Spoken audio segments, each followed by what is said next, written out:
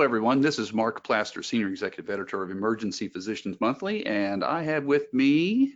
And you also have Bill Sullivan, who's one of the senior editors for EP Monthly, a emergency physician whose practice both involves a trauma center and a rural emergency department, and I practice law on the side. Welcome, everybody, and thanks for joining us. And today we're going to be talking about the types of practice settings. Okay, we recently posted a podcast talking about community versus rural versus urban versus academic, but we didn't really get into the types of groups that you might see in order to do that.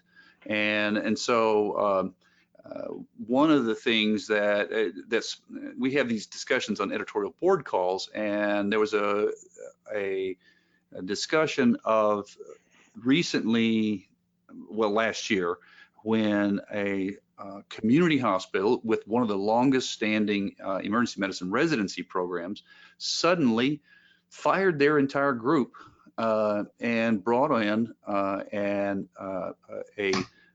contract management group. There's no need to bring the individual group or people involved in it, but the concept. And there was a lot of pushback from some people saying that contract management groups should not be running residencies. They're not qualified. There's a different purpose, so on and so forth. And so in the editorial board call, we were kind of saying, well, what's the difference? What does that really look like now? And, you know, I'm an old guy. I can look back at the days when contract management groups came in with, people, dermatologists to work in ERs and non-boarded, majority non-boarded guys running ERs. And one of the biggest contract management groups 30 years ago was run by an OBGYN. Right. But I think those days have changed to a large degree, and the differences may be. Let's talk about it. Are they the differences between a small group or an individual group? Okay, a single hospital group, a small multi-hospital group, large multi-hospital group, and then you get into the national contract management groups that are traded on Wall Street, and then of course the academic groups that are owned and run by Right. the universities. So I work for an emergency medicine group that is associated with a university, and yet we have many hospitals. I mean, how is that any different from a contract or a small? We're at least a small regional group. Is that not like a contract management group? It kind of is. So I just you mentioned something when you started out that I just wanted to highlight. We talked in the previous podcast about always being on staff at more than one facility, and you mentioned how there had been a contract or a group that had been in a hospital for a long time, and that suddenly administration decided they wanted to go in a different direction, and they hired a contract management group that that wanted to run the residency or have their own residency, and that just goes to show, your job is always at risk. And it may Yeah. be because you had like a bad Press Ganey score, or maybe because you had a bad interaction with a nurse. But it also can be because administration changes and their view of what they want in the emergency department changes. So your job is always at risk, and you really need to be on staff at more than one place all the time. So Yeah. I just wanted to emphasize that because it's so important, and not a lot of people realize it. Right. I think I can talk about the facts of this, but 30 years ago, my partner and I at the time were recent grads, and we had a contract with a local hospital, and we were just full of ourselves and really thought that if we provided, really good quality emergency care, that no one would fire us. And what we didn't realize is that the hospital administration was dealing with a lot of politics from their own medical staff, and there were physicians there who did not want us there for a variety of reasons I don't need to get into. but the fact that we were providing quality care was not the issue. It had to do with the fact that we were referring to doctors we felt were qualified, or there were better physicians, and not following a strict referral schedule. And consequently, there were some physicians who were not getting the admissions that they had been getting from the previous group. And so the hospital came back to us and said, you've got to go. Not just one or two, the entire group. Right. The entire group has to go. And we had less than 30 days notice on that. And I felt terrible for it. Was the drama was played out on the front page of the local newspaper. It Oh, was, wow. yeah, I mean, the newspaper actually said that we had become a political liability to the hospital administration. That's why we were fired. And so you're absolutely right. You have to always have that uh, in your portfolio, your of possibilities. And you may get the group, as in this situation, the group may get fired not because of you, or even because of the majority of the physicians. You may lose the contract because the one negotiating it is got on the bad side of the administration, or is Right. just for a variety of reasons. So anyway, Or like what can happen sometimes is that you'll have a very good relationship with the CEO, and the CEO gets drafted by another hospital and moves up, and then they right, replace the CEO, and all of a sudden that person is not the nicest yeah, yeah. person to deal with. And We we actually had a situation where in that hospital where the guy who recruited us said, "As long as I live, you will be here." And doggone it, he died. He died. And when he died, we realized we got no cover here. And uh-oh. I mean, nobody expected him to die. I mean, he was a wonderful, wonderful man, and he was all for improving the quality of care in the hospital. But when he died, things went south. Change. Yeah, went south. So anyway, talk to me about your legal perceptions of the various advantages, disadvantages of the different ways to practice medicine, say small hospital versus contract management group, or So I guess so. You divide it down into like a hospital, being a hospital employee, and I guess you can lump in with that the single group. So your group is like the only hospital that that group staffs is the one that you're working at. And so, what are the advantages of that? Generally, you get to know the people in the docks a lot better. You get to develop a lot yeah, better working relationship yeah, with the staff docs. They know you, you know them, and when there's something bad that happens, if something bad happens, they're a lot more likely to support you because they know you've been working with them for a long time. They know you're a good doc, and so you do get some political capital if you choose to work on it, which means going down into the physician's lounge during breaks and just saying right, hi to docs or getting to know the families. I mean, the one rural place I work at now, I know all the. I mean, we all got nicknames for each other. One of the family docs, his wife just started doing raising chickens, so I bring in a bunch of empty egg containers and he sends me home with a couple dozen eggs. It's just you get to know right. people and you become friends with them. So You can even that you can even get to be on the hospital staff. You might find yourself chief. exactly. I mean, I know emergency physicians. I didn't, when I was young, I didn't think this was ever going to be possible because we were never getting any recognition at all. But I now I know emergency physicians who become chief of staff, become who knows, eventually Absolutely. VP of And the you can hospital. kind of wield your own political power, and that kind of helps you keep your job at that place if there's some type of an upheaval. So there's a lot of benefits to being on staff, like in a small group or being on staff at a hospital like that. Yeah, Um, but and then you talk about say like a larger group, like a group that staffs multiple hospitals. right. Um, And and that's kind of the natural order of things. If you do sure, something really well, okay, let's say a group of physicians comes in and they take over a hospital, or they're offered a contract at a single hospital, and they do a really good job of it. Well, we all work in a fishbowl, And so it's pretty easy for other hospitals to say, why don't you come over here? The guy running this contract at hospital B is kind of a jerk, or he's hard to work with, or he's hiring poorly, or he's skimming, he's taking all the money, and so he's bringing in physicians who come and go as a revolving door. We don't like that. So why don't you guys come over here and take a look at this one? And I think that there are groups that did just exactly that. I think that one of our I'm familiar with USACS, formerly EMP, and Dom Bagnoli and Dave Pacco and all the guys at USACS.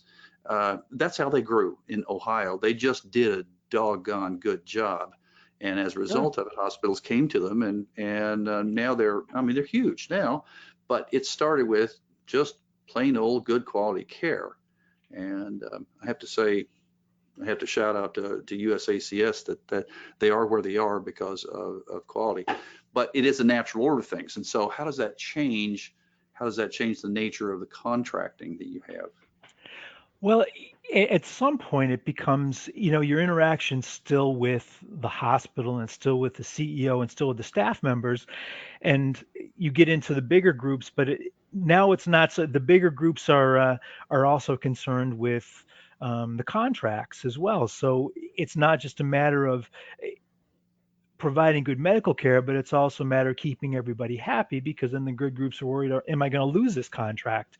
And you can make that same argument for the hospital and the single hospital group, but I think the willingness for hospitals to cut loose of like a larger group that's the staff's multiple facilities, hospitals are a little bit more willing to do that if they don't fulfill the hospital's needs.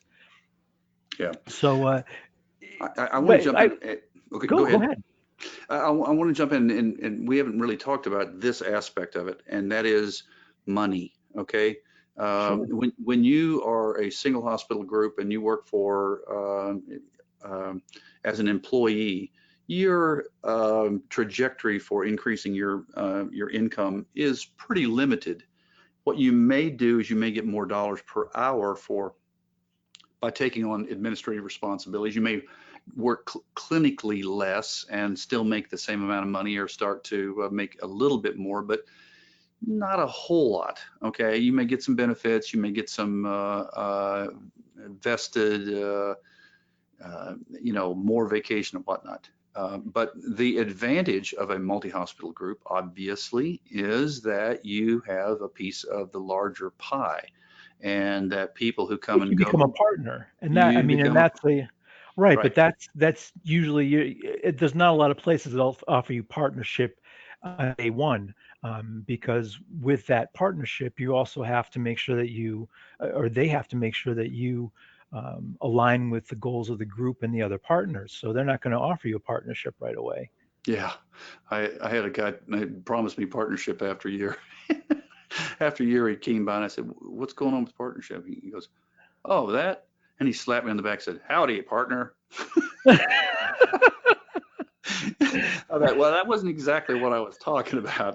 I wasn't very clear about in our contract exactly what partnership meant. But no, that's actually, again, that has to do with passive income. It has to do with, how much can I finally make off of this? And a lot of groups will build it just like any other small business, and sell to a larger group, and the original partners can go away with millions. Sure. And then the question is, where do I fit in that whole food chain, and when am I vested, and what's that going to be worth, and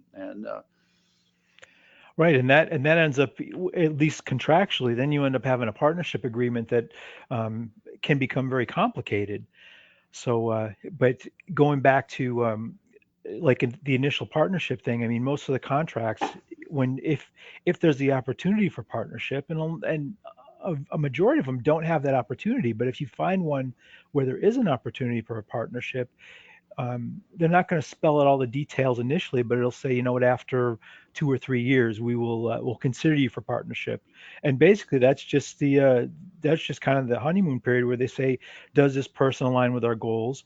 Is this person someone that we want to bring on and work with the rest of us, or this just not a match, and we really don't want to have this person become a partner with us. So you're not going to get a guarantee of partnership when you first sign on with a group.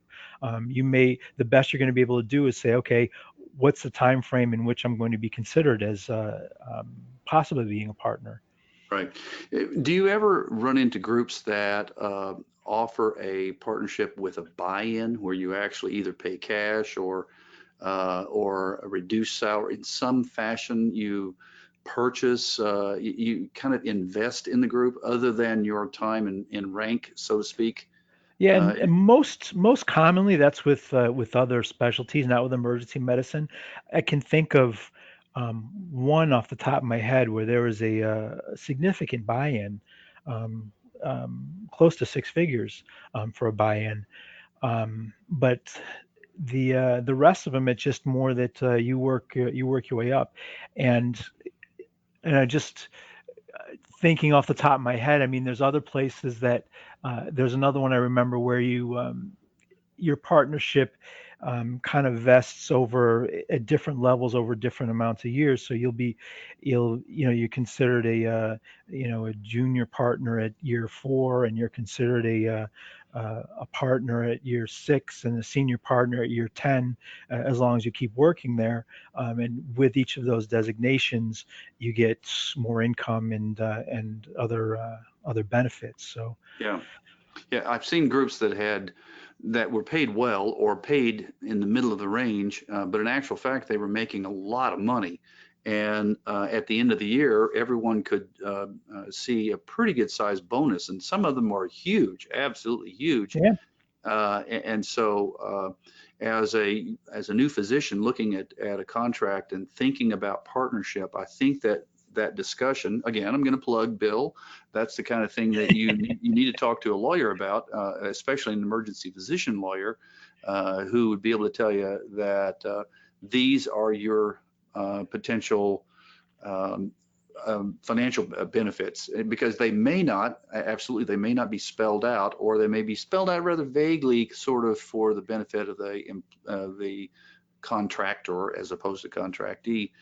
There's a lot of other things. There's something that I didn't realize in large groups. Oftentimes, the large groups are, they will tell you, and it's legitimate, there's nothing wrong with it, but they will cover your malpractice insurance, okay? yeah, And what they're not telling you, unless you dig in, or maybe they're saying it very gently and vaguely, is that they are self-insuring, and that $25,000 benefit that you're being given in the form of insurance actually is going into a giant pool that is owned by certain other partners in the group, and then they are then super insuring above, say, $1 million, and so right. they know that the liability for the chances of them being sued, 10 times in the same year is pretty slim. So if they have $1 million, $10 million or something like that, then and that money belongs to the people who own that company, and that company may be your partners, and you may not know about it. And so while it's a benefit to you, it's actually their company. So I mean, it's something to think about for people going into new contracts or new groups. Is where's the insurance money? Are we going to self-insure, and who's going to own that insurance company, and who's going to make those decisions, and who's going to make the benefit from it? Because oftentimes those insurance companies are worth A lot of money. a lot of money. A lot of money, maybe more than, who knows? Especially when they reach a certain size, of course, then they start insuring other people, and they become an entity in itself. So Right, right. anyway, so we've talked about the Well, employee, we talked about the small group, and maybe the contract management group. well, Um, I mean, so the media. One of the other things I mean, there's a couple of things with the medium-sized group. One of the benefits, if you work for a good group, is that if you have a problem at one hospital, um, they maybe if they've got other places, they'll say, okay, you know what, you didn't work out at this hospital. We staff right, another place. We've got all your stuff together. Let's get you on staff at this other place. So you may be able to kind of transition over to another facility that they staff right, fairly quickly, as opposed to having to do everything from scratch. So right, um, in some ways, if you work for a good group, they'll protect your interests. Yeah, Um, yeah. It could be, for instance, I'm a classic example. Okay, I'm 67 years old. I'm not really interested in working in the high acuity, high trauma, that kind of thing. The knife is not quite as sharp as it was. So I like to work we have a freestanding emergency department that obviously sees lower acuity patients. That's my speed. That's what I like. I'm good at it. They like me, and I do a good job there. And that served as a nice career trajectory within the group without going anywhere else.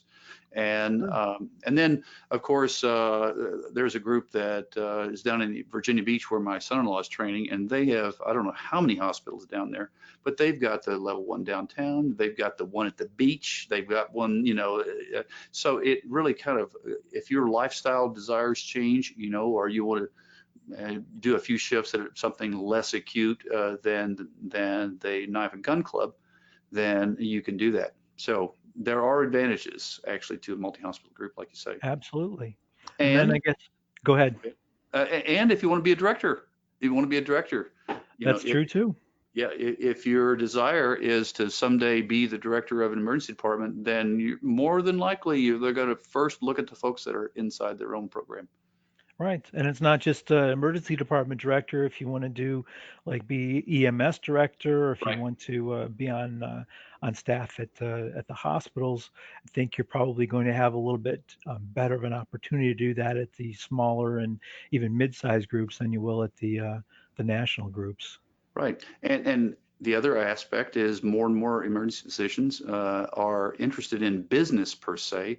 And as you can imagine, running a multi-hospital group is big business. It's big business, depending on how many hospital contracts they have. And understanding how you finance that, do you collect that, managing the staff, managing all that, that takes some business acumen, and not everybody has it. And if that's your goal, then obviously that's another thing that you might want to kind of look at the group and say, what's my potential in this group to become 10% clinical and 90% administrative? Right. And not just at local. We always think of directors as being the administrative, but in a multi-hospital group, the administrative arm has very little clinical responsibility. So Right. that's another Awesome. trajectory. Yep. Exactly. I was just going to say that it's another possible practice trajectory once you want to get out of the hop and knife and gun club emergency department setting. Right. I mean, your experience in law obviously would be if you chose to go with a huge group and capitalize on that experience in law, would be invaluable to a lot of groups that wanted to have in-house counsel, Sure. or even better than that, to be able to train and advise and give them counsel on what they need to be recording, how to counsel physicians, walk them through litigation. Even if you're not running the litigation, sometimes it's really helpful to sit down with an attorney who understands you and understands what you're going through. Right.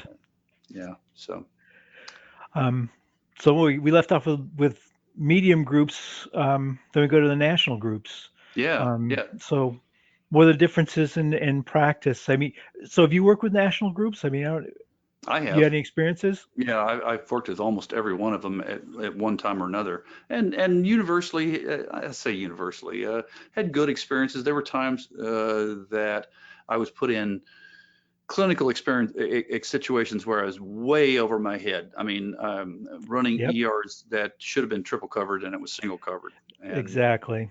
that's the one you have to be very careful of. And when we list our job opportunities, one of the things we always try to say is what's the volume, what's the physician coverage per 24 hours, which you can then translate into patients per hour. I mean, I worked Right. in some hospitals where you expect to see 5 patients an hour. That's And crazy. and if you were on, I can remember a night. Okay, this is the walking to school uphill both ways. But I can remember a night where I was running an ER. We had 24 beds in the front and had 24 beds in the back, and I had the front completely full. Had 4 gunshots, 4 motor vehicles, and had a renal failure patient with a K of 8. And then I had patients in the back as well, urgent care patients that I had to go in, and had a catastrophe. Be honest with you, I Right. just was overwhelmed. I just couldn't. At the end of the shift, we said, "Will we survive the night?" And then we realized that there was a patient that was really sick in the back that we didn't realize how sick he actually was, and ended up being a catastrophe. So, Right. yeah, I would warn you against. I think that those days are gone. To be honest with you, They're not. I As much as wish. you like to, I've and again from my legal practice side of things, I can tell you they're not, because then I get the reports from docs that come to me and say, I'm getting sued for this, and it was crazy, and this is why, because I was a single doc in a 30,000 volume emergency department, and it Wow. just yeah, it just so it doesn't. So you sometimes, and you're right, you have to do a little bit of background research, because you might see a high hourly rate for a hospital that's advertised with a national group, but then you've got to look a little further and say, what's the volume, and are you putting your license at risk? Are you putting patients' health at risk because they're understaffing it? So you get Yeah. to be, I mean, if it gets to be more than, I mean, 2.2 patients an hour is about average. And I mean, it really, that depends a lot on the acuity. If you're admitting, if there's a high acuity and you're admitting a lot of Right. patients, maybe less. Right. So you get much above that, you got to start questioning whether or not you want to put yourself in that situation, regardless of how much you're getting paid. Right. Um, And they may tell you that that's being covered by advanced practice. What are we calling them now? APPs, PAs, advanced practice practitioners. Those are being covered by that. Well, then the problem, of course, and this is another podcast. The problem is you don't know how good they are. I've worked with right. PAs that I would trust with my life, and I've worked with PAs that I there's wouldn't. yeah, there's a Missouri expression that I can't say on this, but that and that's true of physicians as well. I mean, it could be Right. that that you're following physicians who are killing you. I remember going into an ER one night for a night shift, and there were 24 waiting patients, and I thought, how in the heck did they think I'm going to catch up with 20? And the odd part is, I did catch up. And at 7 o'clock in the morning, I'm staggering out, and the guy walks in, the board's empty, and goes, a quiet night, huh? He goes, It's like, hey, no, pal, it you're going to wasn't be a the first quiet night. patient. Meet me in the trauma room. Yeah, no. Yeah, you really have to look behind the numbers oftentimes to see what that really looks like, to make sure that you're getting the kind of coverage and practice pace Yeah, that you want. Again, that's a good reason to do locums work, to get in there and do it for a few shifts, exactly. and discover Exactly. that exactly what they're doing before you commit to moving your family and your dog and all that to a new location. And buying a house. That's in fact, that's another just as a Yep. large group caveat. That was one of the things that I had to help a client with, and not too long ago, is they signed with a large group, and they purchased a house in another state, and they sold their other house. They sold their house in the state that they were living in, and then about 45 days before she was supposed to leave and move to the other state, the contract group called her back and said, yeah, we kind of downsized a little bit, and we don't have a job for you anymore. And so Jeez. she's No, like, well, what man. am I supposed to do? And they said, well, we'll give you 1 month severance, to cover your Wow. costs. And we kind of negotiated that around a little bit, but got her Wow. at least helped out a little bit. But that was a national contract group. So one of the other, so we talked about national contract groups versus um, like medium and smaller size contract groups.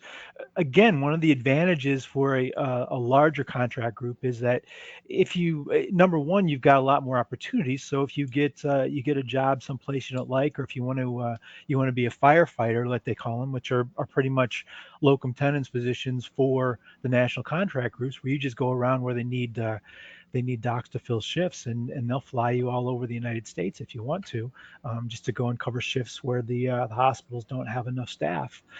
You can do that, and so that's potentially an advantage if you want to do locums, but you'd rather just be with one company. You can do that. Um, but I've also seen a downside with several larger national groups that um, they to some degree I think that the larger groups are a little bit more beholden to the whims of the administration and less interested in the at least in certain docs that I've seen, less interested in the interests of the docs.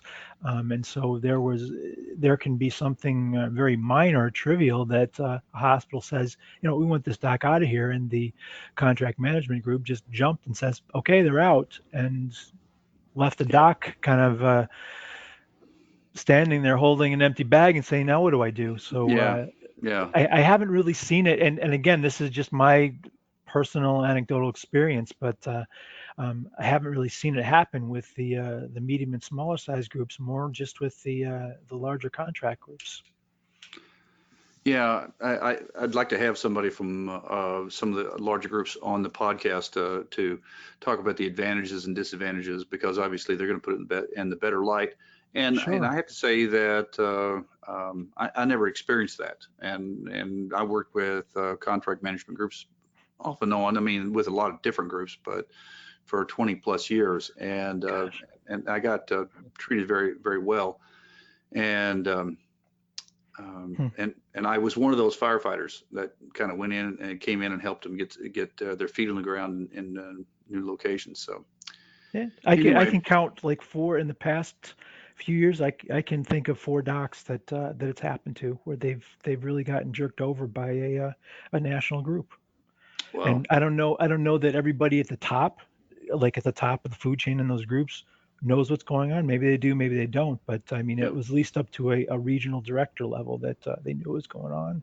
well, well, well. That's we've come to the end of our time to talk to you, and I hope all of you are listening to this podcast will join us again. We are going to be talking on a variety of topics. Bill and I will be anchoring this podcast, and others from the Emergency Physicians Monthly editorial board will be joining us from time to time, and other experts and individuals talking about issues that are relevant to emergency physicians, both personal and professional. Oftentimes those two overlap. So thank you for joining us, and join us again at EP Talk.